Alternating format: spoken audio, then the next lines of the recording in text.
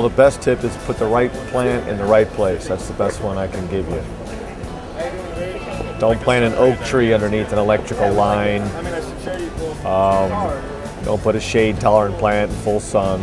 My big tip for being on the road is keeping your tire pressure inflated properly, because that saves on gas mileage and is also very much more safe. And the #1 cause of chipper accidents is kicking things into the chipper after they get stuck. So my advice is don't ever put your feet in that chute. You need to train your guys to do a simple 2+ check. You check your air filter and check your oil. Those are the 2 major components in your engine.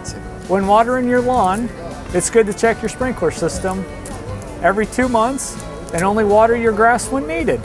We've been doing a lot of sod installations lately, and people tend to overwater their sod.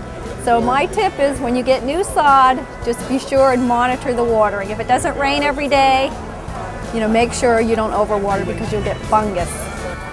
My tip of the day would be that if you're going to pull a trailer, check your trailer ball to make sure that it's not old and wore out.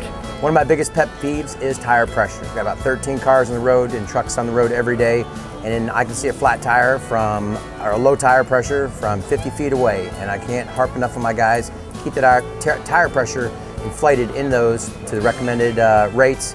Not only does it save fuel, save tire life, but if you have a blowout, the life you save may be your own. My tip is to use organic fertilizer whenever possible, because it's economical, it's very effective, extremely versatile, and it's non-volatile, it's non-leaching, no atmospheric phasing.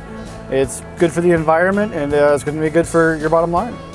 Every morning you can go to Home Depot and you can buy yourself a cheap magnet that's on rollers and roll your yard every day. I'm sure you've got somebody that stands around doing nothing. That'll help pick up all of the nails and the screws off there, and you won't have to worry about plugging tires and doing all those other things. Instead of using your fountains as traditional fountains, use the basins to put flowers in them to save money and look different than your neighbors. My best tip that I've heard is not to double handle your material. It saves time, freight charges, and labor. Tip is don't text and drive with your knees. My tip is to always wear your seatbelt and don't get too close to the car in front of you. Don't plant watermelons if you have gopher tortoises. My tip is don't talk on your cell phone while you're driving. My tip is always plant your sod green side up.